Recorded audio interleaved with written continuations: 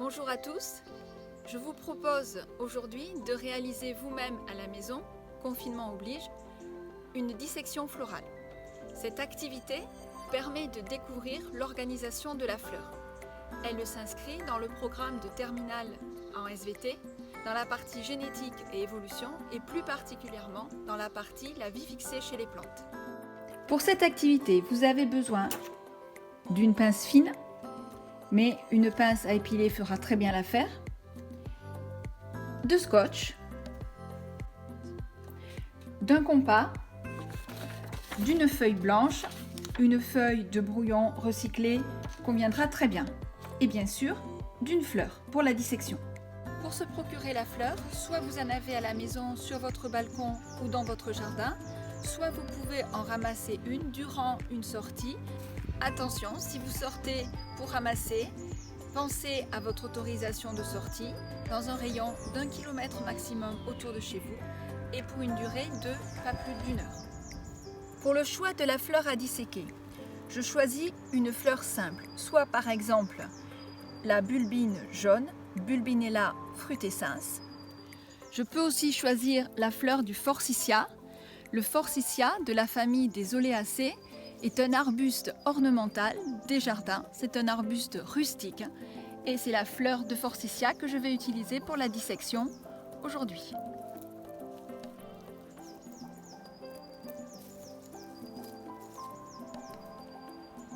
Je commence la dissection florale. Pour cela, je vais, à l'aide de la pince fine, détacher chaque partie de la fleur en commençant par les plus externes, ici les sépales, qui sont les petites parties vertes de la fleur que je détache.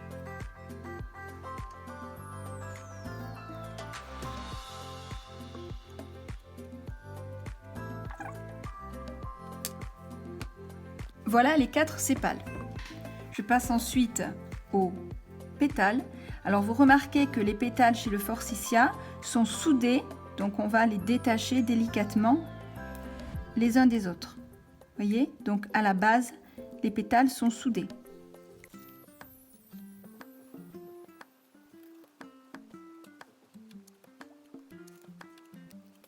Voici les 4 pétales. Voilà, je passe ensuite aux étamines. Les étamines, ce sont donc ces structures jaunes avec à l'extrémité ici les anthères contenant le pollen et le filet ici qui prolonge l'étamine et qui permet à la base de la fixer sur le réceptacle de la fleur.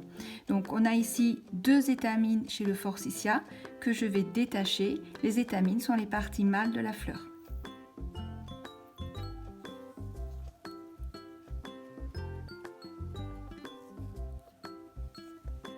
Il reste la partie centrale, le pistil, qui est formé à sa base par les ovaires. L'ensemble des ovaires forment les carpelles. Ensuite, le prolongement, c'est le style. Et on voit ici à l'extrémité les 2 stigmates qui sont distincts. Donc, les carpelles sont soudées depuis la base. Donc, les ovaires, les styles et les stigmates sont individualisés à l'extrémité. Pour présenter votre dissection florale, vous avez besoin d'une feuille blanche et d'un compas, avec lequel on va commencer à tracer les 3 cercles. Les pièces florales sont placées de l'extérieur vers l'intérieur sur ces cercles. D'abord les sépales.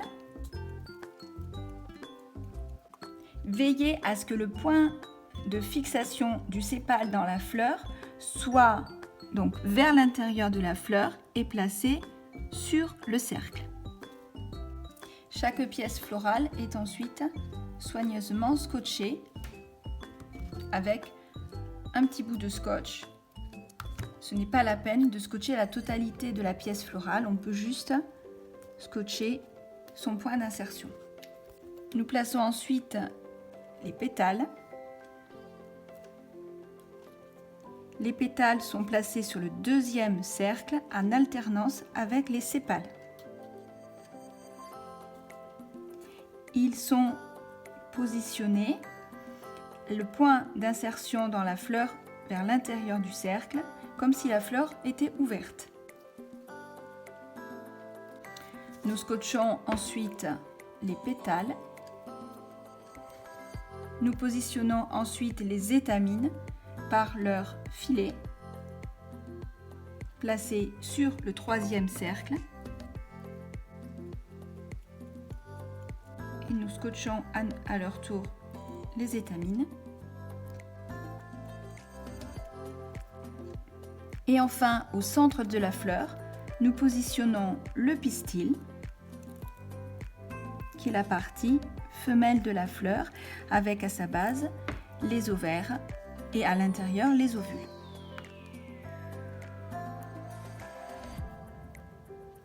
Nous allons à présent écrire la formule florale. La formule florale d'une fleur indique le nombre de chacune de ces pièces florales depuis les sépales jusqu'aux carpelles. Donc ici nous avons 4 sépales, donc 4 S plus 4 pétales. On a vu lors de la dissection florale que les pétales sont soudés et pour le représenter dans la formule florale, on met des parenthèses dans l'écriture de la formule florale autour des 4 pétales. Ensuite, 2 étamines plus 2 carpelles et on a vu que les carpelles sont soudées tout au moins depuis la base jusqu'au style, les 2 stigmates étant individualisés, donc on va mettre là aussi les 2 carpelles entre parenthèses. La représentation schématique de la dissection florale s'appelle le diagramme floral. Pour le diagramme floral, nous allons représenter chacune des pièces florales de façon schématique. Donc les sépales sont représentés donc par un croissant vide. Les pétales sont représentés par des croissants pleins en alternance avec les sépales.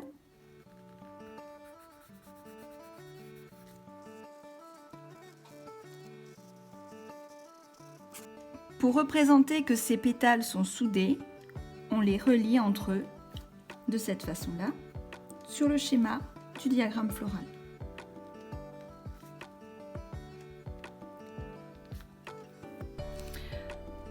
Ensuite, le cercle des étamines qu'on va représenter ici avec les petits sachets, donc les anthères, face à face. Et enfin au centre, les carpelles qui sont soudées, donc 2 carpelles soudées. Et à l'intérieur, je représente les ovules. Je ne sais pas combien il y a d'ovules dans les carpelles. Il faudrait pour cela que je puisse faire une coupe et observer, bien sûr, donc à la loupe ou au microscope. Voilà, la dissection florale du Forsythia est terminée. Dissection, formule florale et diagramme floral. Cette dissection florale, vous pouvez la faire avec bien sûr d'autres fleurs. La fleur que vous disséquez peut être plus complexe. Elle peut avoir 2 cercles d'étamines, c'est-à-dire des étamines placées sur 2 séries de cercles avec un nombre plus important d'étamines. Voilà, cette activité est terminée. J'espère que vous avez apprécié cette dissection florale et je vous dis à bientôt.